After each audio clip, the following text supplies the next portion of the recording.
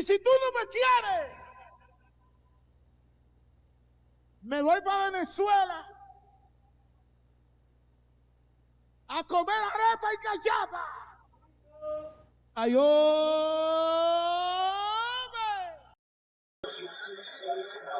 Gracias, mi Dios, porque hoy concluimos la tarea más difícil que he tenido durante 20 años al frente del centro de operaciones. Pido disculpas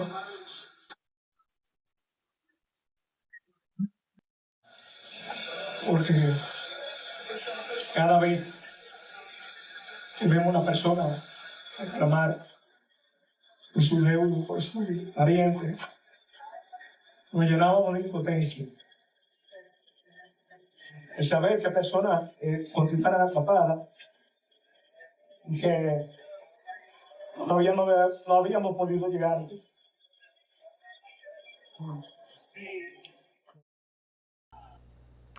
Bueno, la verdad es que el sentimiento de tristeza acerca, o por lo que ha ocurrido, por lo que ocurrió en la madrugada del martes en la discoteca Jet Set en República Dominicana, el sentimiento es universal.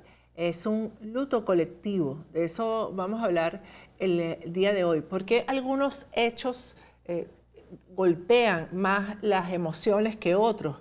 ¿Cuáles son las características de lo que ocurrió el martes en Santo Domingo, en República Dominicana, que hacen que todos nos sintamos de alguna manera con duelo, que todos sintamos que nos pega de cerca? Vamos a hablar de eso el día de hoy con nuestro psiquiatra Luis Arocha Mariño.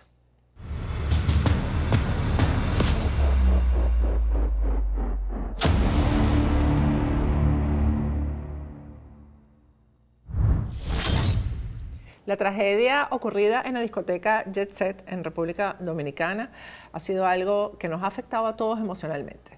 Hay que decir que es un sentimiento universal, es un luto colectivo. Ya tenemos conectado a nuestro psiquiatra Luis Arocha Mariño para hablar de esto y cómo se enfrenta un luto colectivo, cómo se enfrenta una tragedia de este tipo que no queda, digamos, encerrada en un país o en nada más en los familiares de las víctimas, sino que trasciende y llega a otras almas y a otras fronteras. Ahí tenemos imágenes del velorio el día de hoy. Está Juan Luis Guerra,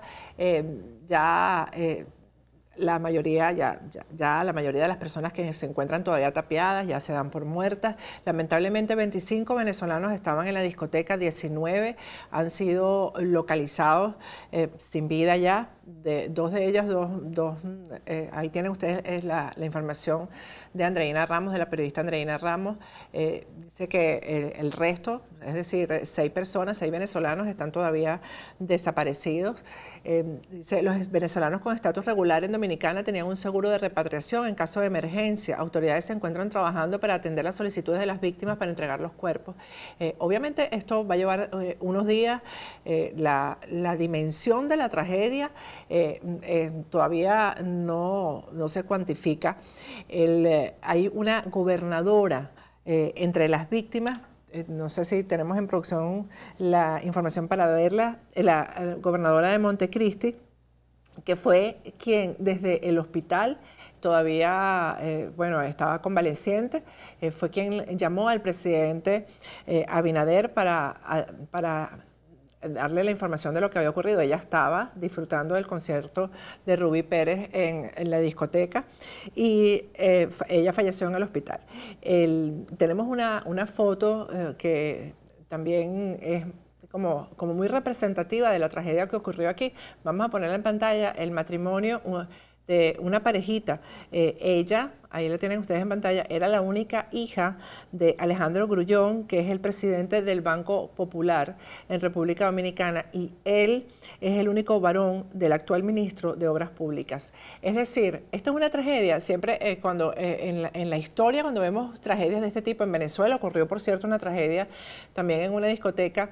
Generalmente, y aquí vamos a ver mucho de aquí en adelante, hay quienes dicen, periodistas que dicen que nunca se va a saber y nunca se va a nunca se va a llevar a juicio a los responsables, porque obviamente aquí hubo negligencia, aquí hay responsables de esta tragedia y dicen algunos periodistas dominicanos que nunca se va a saber o nunca se va a llevar a juicio a los responsables de lo que ocurrió aquí. Yo creo lo contrario, porque no solamente habían ciudadanos comunes en esta discoteca disfrutando del concierto de Rubí Pérez, habían personas de mucho peso y de mucho poder que hoy en día ya no están, que son víctimas fatales de la tragedia. Pero además de todo esto, de las implicaciones legales que vienen ahora, de las investigaciones que deben venir ahora, es el duelo colectivo, es esa sensación que nos ha dado por una figura tan representativa del merengue como era Rubí Pérez. Para los venezolanos, Rubí Pérez era matrimonio, era fiesta, eran 15 años, era, bueno, de varias generaciones. Además, sus canciones no se quedaron en una sola generación, sino que han trascendido de generación en generación en la fiesta. Es lo que nosotros llamamos música de boda. Siempre, siempre había que incluir a Rubí Pérez. Y uno dice, será por esto, todo el mundo, si ustedes ven las redes sociales, todo el mundo tenía algo que contar de Rubí Pérez, todo el mundo tenía una historia con Rubí Pérez.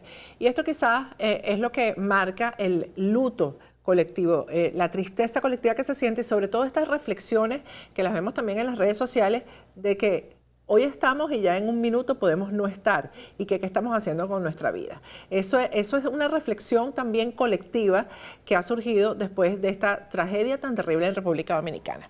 Ahora sí vamos a conversar con Luis Arocha Mariño, nuestro psiquiatra de cabecera. Buenas noches, Luis, ¿cómo estás? Trabajas duro para sacar a los tuyos adelante. Buscas un mejor porvenir aunque carezcas de estatus migratorio. A veces, una nueva vida en los Estados Unidos es dura, llena de cambios drásticos, adaptaciones e incertidumbres legales. Yo he estado allí. Pero ahora, como abogado de inmigración y ciudadano de este país, mi propósito es ayudarle a usted y a su familia a alcanzar sus metas en esta gran nación y convertir el sueño americano en su realidad hoy mismo. Buenas noches, ¿cómo estás, Pati? Sí, efectivamente, como tú señalabas, es una tragedia pues que conmueve, ¿no? Es una tragedia que nos arruga el corazón, pues, cuando uno ve que ocurre una situación que abarca a muchas personas simultáneamente y que tiene una connotación, por supuesto, de dolor. Y como tú señalabas también, es un sentimiento de duelo dependiendo de cuán involucrado está uno con aquellas personas que padecieron o cuánto se detiene uno a pensar sobre, en primer lugar, la gran vulnerabilidad que nos caracteriza, ¿no? Esta situación tiene varias aristas que uno puede explorar, sobre todo por el puente que aquí se cruza entre lo que podríamos llamar lo psicológico y lo gregario o social, ¿no? Dado que, por ejemplo, y allí la noticia lo decía, ¿verdad?, que había habido un descuido en cuanto al aspecto de ingeniería del techo de esta discoteca, cosa que hemos visto en varias oportunidades, ¿no? Y particularmente en discotecas. Y como tú señalabas, sí, yo recuerdo que allá en Venezuela ocurrieron un par de situaciones parecidas una con un cine y otra con una discoteca, ¿no? Donde una falta de cuidado y mantenimiento y reparación oportuna, como señalamos, hace que estemos propensos a que ocurra una determinada tragedia. También esta tragedia, inmediatamente yo me conecté pues con la experiencia del deslave de Vargas, ¿no? Que por supuesto fue muchísimo más grave y más grande la tragedia, pero que también tenía que ver con eso, por una parte, el desarrollo de la propia naturaleza, ¿no? Haciendo sus cambios geológicos y sus cambios ambientales, pero por otra parte también esa falta de atención que a veces nos descuidamos porque como no son acontecimientos que ocurran con alta frecuencia, pues Claro, tendemos a dejarlos un poco de lado, ¿no? sí. Esa es una de las aristas importantes. ¿Por qué? Porque en psiquiatría preventiva siempre insistimos en que las enfermedades, los problemas humanos no aparecen repentinamente, sino que hay notas de aviso que uno puede detectar a tiempo. Seguramente, por ejemplo, o los dueños o el gerente del local había tenido algunas señales de aviso de que ese techo no estaba adecuadamente mantenido, ¿no? O montaron equipos de más sin hacer los cálculos respectivos por ingeniero, a lo mejor por ahorrarse un dinero o algo por el estilo. No, no sé exactamente la situación, pero fíjate que aquí, ¿qué es lo que está, en qué es lo que yo quiero señalar? Sí, Que ese estaba, discúlpame aspecto, que te interrumpa, Luis, y ahorita entró ajá, porque estaba revisando la cantidad de accidentes o tragedias que han ocurrido en discotecas. La mayoría o casi todas, yo creo que casi todas excepto esta, ha sido por incendios, ¿no? El hecho ajá, de que una estructura completa aplaste a una persona, eso es similar a lo que tú, eso es similar a un terremoto, sí, a una sí, tragedia natural, sí, pues. aunque parece, por la noticia, parece que el problema es la falta de un cálculo Claro. profesional por parte de ingenieros de la resistencia del techo al montarle equipos que a lo mejor ¿cómo se llama? Se colocaron para el evento como tal, ¿no? Qué sé yo, sistema de aire acondicionado, equipo de sonido, no conozco del tema, pero lo cierto es eso de recurrir al profesional adecuado según los niveles de riesgo que pueda estar pasando en cada circunstancia, ¿no? Ahora, esa es una de las aristas. La otra arista en la que yo puedo aclarar también algunas cosas tiene que ver con, digamos, la respuesta que nosotros le damos a ciertas y determinadas situaciones. Fíjate que aquí se une, en primer lugar, la sorpresa y el monto de el accidente que se produce, ¿no? Que crea una situación muy intensa, emocional, por parte tanto de los que estaban allí o de los que sobrevivieron, por ejemplo. Los que sobrevivieron pueden quedar expuestos a un estrés postraumático, a un estado depresivo posterior, a un duelo prolongado. Es decir, aquí hay varios factores de riesgo que están presentes y que es importante empezar a cuidar desde una vez, a fin de evitar que después eso se pueda transformar en una patología, en un problema mayor, ¿no? El tema de la angustia y de la reflexión que ha traído esto. Tú te metes en las redes sociales porque incluso yo vi un comentario que decía, bueno, ¿por qué acaso que es más importante Rubí Pérez porque era un merenguero que las otras personas que se encontraban en el lugar? No, obviamente todo ser humano es igual de importante.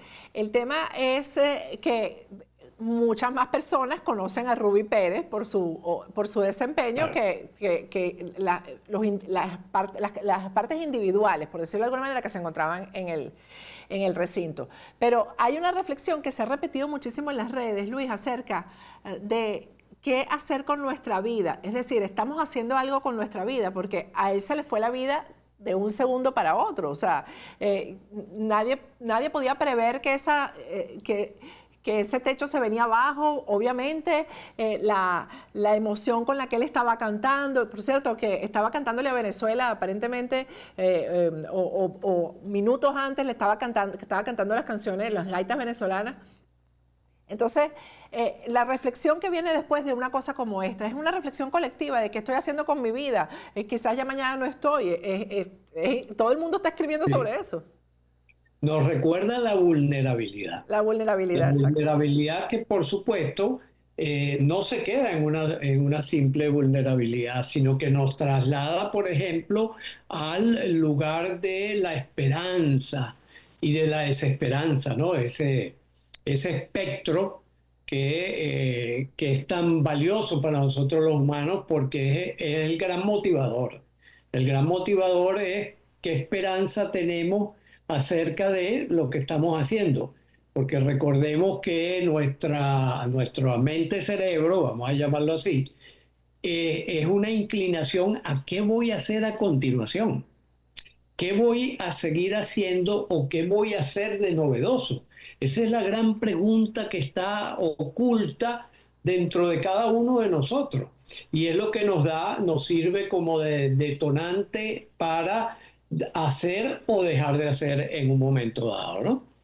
Y cuando ocurre una cosa como esta, por ejemplo, no solo es el efecto traumático que tiene sobre quienes estaban allí, sino también sobre quienes leen la noticia, por ejemplo. Quienes leen la noticia y pueden entonces, en función de su estado previo, exagerar el monto de pensamientos, de sentimientos, de emociones vinculadas con el hecho de que somos extremadamente vulnerables, el hecho de que en cualquier momento pueden ocurrir cosas sin que uno se percate o sin que uno las pueda predecir como para tomar medidas digamos, de prevención o de evitación de una complicación. Por ejemplo, también recuerdo en este momento el caso de Facundo Cabral, ¿no? Como Sí. Facundo Cabral tuvo dos momentos importantes en su vida. Uno, cuando llega al aeropuerto, que llega tarde y su familia va en el avión y el avión estalla en el aire. Y el otro, cuando lo matan, ¿no? Sí. Es decir, todos de alguna manera estamos expuestos a circunstancias que se pueden presentar en cualquier momento. Sí, sobre Y eso eso hay una puede muchacha, llevar por cierto, hay un caso, discúlpame que te interrumpa, Luis, hay un caso de una muchacha en la discoteca que se salvó hace unos meses de un accidente automovilístico en el que murió su esposo. Y bueno, una de las primeras salidas quizás después del funeral de su esposo, del luto, fue a ver a Ruby Pérez y ahí no se salvó. Ya. Igual, por ejemplo, seguramente vendrán relatos de personas que iban a ir al evento y no fueron por alguna razón. Exacto. O gente que se retiró más temprano, por alguna razón también. Todo eso es lo que les hace ver a uno, que vivimos en un mundo, lo que se llama estocástico, pues. Es decir, un mundo donde las probabilidades son en algún momento azarosas, en otro momento son siguiendo patrones, pero que siempre estamos montados en la cuerda floja, aunque afortunadamente también ese hecho de aprender patrones nos permite prevenir muchas situaciones. ¿Sí? Eh, por ejemplo, seguramente ahora se tomarán medidas en distintos lugares donde se acumule público y donde haya el riesgo, por ejemplo, de eso, de colocar equipos mal colocados, por ejemplo, lo que tú decías con respecto a los incendios, ¿no? Esperemos que se tomarán medidas preventivas cuando se vayan a organizar eventos. Lamentablemente, eso también tendemos a olvidarlo Sí, rápidamente. se olvida muy Es decir, rápido, claro, sí, sí, sí. lamentablemente. Ahorita a lo mejor todo el mundo está tomando medidas preventivas en distintos locales, pero dentro de 3 meses ya nadie se acuerda y volvemos a la vieja costumbre de no estar pendientes de lo que nosotros siempre insistimos: cuido, mantenimiento y reparación oportuna. Todas las cosas en la vida requieren eso. Y, por supuesto, yo en este caso como especialista en los aspectos mentales, siempre insisto en las personas: mire, usted cuide, mantenga y repare oportunamente los errores que su mente está cometiendo diariamente, porque cometemos errores diariamente. Y si no estamos atentos a eso, corremos el riesgo entonces de padecer trastornos, patologías o situaciones que van derivando sin que uno se dé mucha cuenta, ¿no? Luis, hablando de las formas de, digamos, obviamente toda pérdida duele de la misma manera, pero yo siento como que es diferente cuando la muerte de una persona es ocasionada por la irresponsabilidad de un tercero. Te pregunto, emocionalmente, ¿no hay una carga extra ahí de rabia, de resentimiento? Y al mismo tiempo te pregunto, ¿no es necesario que, en este caso, que haya justicia para que haya un alivio del doliente? ¿Sabes qué hacer si resultas herido en un accidente? Primero, llama al 911. Segundo, saca tu teléfono y toma fotos de cada vehículo en la escena. Tercero, llámame a mí, abogado Jared Spinger. Me puedes conseguir aquí en hirejared.com. Recuerda, herido en un accidente, contrátame en hirejared.com o sígueme en Instagram como hirejared.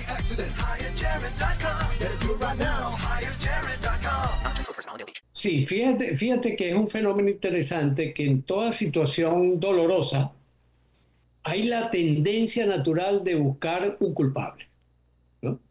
Eso en terapia lo llamamos el chivo expiatorio. Exacto. Hay la búsqueda del chivo expiatorio, que muchas veces no existe tal chivo expiatorio, ¿no?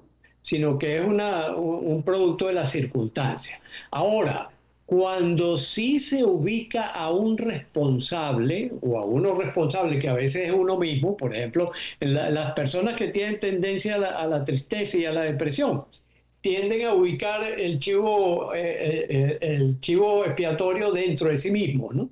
Mientras que las personas que no tienen ese tipo de condición, sino que más bien miran más hacia afuera, son más externalistas, tienden a buscar el chivo expiatorio en otra persona o en otro lugar, ¿no?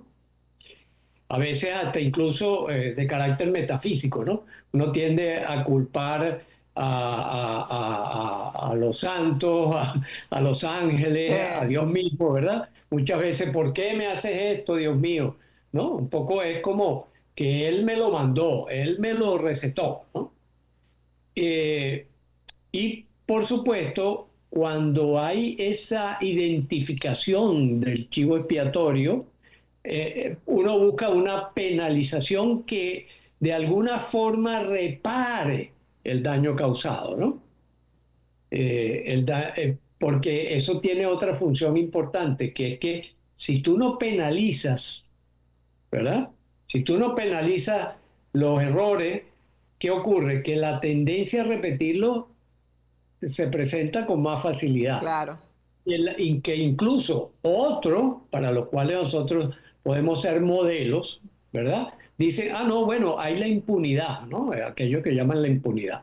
Si no hay castigo aquí, los otros, por ejemplo, pueden decir, bueno, total, a lo mejor no se cae el techo, vamos a simplemente ahorrarnos el tener que contratar a un ingeniero para que haga los cálculos respectivos. Vamos a hacer lo que, total, si llega a ocurrir, no nos va a pasar nada, ¿no? Y la otra cosa interesante es lo que tú decías de Rubí Pérez, ¿no?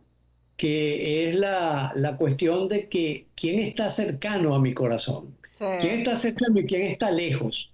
Fíjate que nosotros evaluamos efectivamente en función de eso. No del espacio físico real, sino en función de el estado afectivo, la distancia afectiva. Hay lo que se llama en psicología, hay lo que se llama la psicogeografía, que es la extensión en un espacio imaginario que nosotros hacemos de las cosas que vivimos, ¿no? Y por eso es que hay personas que nosotros sentimos cerca, generalmente, por ejemplo, los artistas son personas que nosotros las sentimos cerca. Es más, uno se encuentra un artista conocido en la calle, ¿verdad? Que a uno le gusta, con quien uno tiene cierta identificación y uno siente que lo conoce, ¿verdad? Y lo trata como si uno lo conociera realmente en su aspecto personal, ¿no? Y la otra persona, por supuesto, para la otra persona uno es un completo extraño. Pero ese tipo de dinámica se da dentro de nuestra cabeza, se da en nuestro espacio mental, se da en nuestra mente, en nuestro mapa de la realidad. Sí, hay otra cosa, Luis, que yo quería hacer como una especie de reflexión. Obviamente, yo comencé mi carrera, cuando yo comencé mi carrera no habían redes sociales. Y de verdad que los periodistas nos cuidábamos mucho, éticamente, de tomar este tipo de tragedias o de trabajar. Obviamente había periodistas que sí lo hacían, pero evitábamos el amarillismo por el respeto a los familiares, etcétera, ¿no? Lo que se ha visto en las redes sociales con esto de Ruby Pérez, a mí me parece terrible y quiero hacer esa reflexión, ¿no? Gente que está utilizando esta tragedia para tener likes, para tener visualizaciones, y eso es bien lamentable. Incluso distribuyendo fake news. Hay un audio que se ha viralizado que era presuntamente la voz de Ruby Pérez y la propia familia de Ruby sepultado y pidiendo ayuda, y la propia familia ha aclarado que no era él. Entonces, es como que aprovechar este tipo de tragedias, eso ha sido producto de las redes sociales, aprovechar este tipo de tragedias para tener más seguidores. Luis. Sí, fíjate, una de las necesidades primarias que tenemos los seres humanos es ser reconocidos. Es tener un grupo, digamos, que nos sirva de espejo para la vida. Sin ese espejo, nos desvalorizamos inmediatamente. Por lo tanto, ¿cuál es el gran problema que ha surgido con esto de las redes sociales? Que ahora tenemos todo un mundo delante de nosotros, ese mundo virtual del que estoy hablando, ¿verdad? Que es el mismo mundo donde, por ejemplo, tú pones a las personas que quieres de manera cercana y aquellas personas que no quieres tanto están como más lejos, entonces te duelen menos o lo sientes mucho menos. Lo mismo ocurre con esto que estamos comentando, que al tener un público tan inmenso y tener una necesidad de reconocimiento, ya no es suficiente con que me reconozca mi hermano, mi papá, mis amigos, mi vecino, sino que empiezo a competir en el sentido de que tengo que tener más like que los demás porque tengo que ser más reconocido que los otros. En una sociedad que ya varios psicólogos he visto por allí, entrevistas interesantes, han señalado que estamos cultivando una cultura del narcisismo. El narcisismo es, recordemos, Narciso se ve en el río y queda enamorado de su propio rostro. De sí mismo, sí. Y muere allí y se transforma en flor. ¿Por qué? Porque el narcisista muere precisamente, muere afectivamente porque no es capaz de conectarse con los otros, sino que simplemente lo que está esperando es los aplausos, el reconocimiento, la aceptación, que lo quieran, que lo amen, y en ese desespero lo que hace es sufrir porque no es capaz de intercambiar afecto, sino que lo único que hace es pedir afecto, pedir afecto.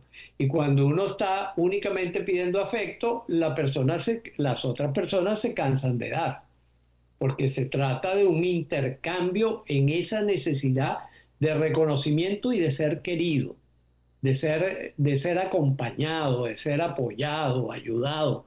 Toda esa necesidad queda como invertida en el caso del narcisismo, ¿no? Así es. Bueno, Luis, muchas gracias nuevamente. Gracias por compartir con nosotros todos tus conocimientos y este tiempo. No, gracias a todos los que han estado aquí presentes y especialmente a ti y el equipo. Bueno, y nuestras condolencias a todos los familiares de las víctimas. En Venezuela también tenemos un gran dolor porque es la pérdida de 25 venezolanos que hacían vida en República Dominicana y que ya no están. Con esto me despido hasta mañana.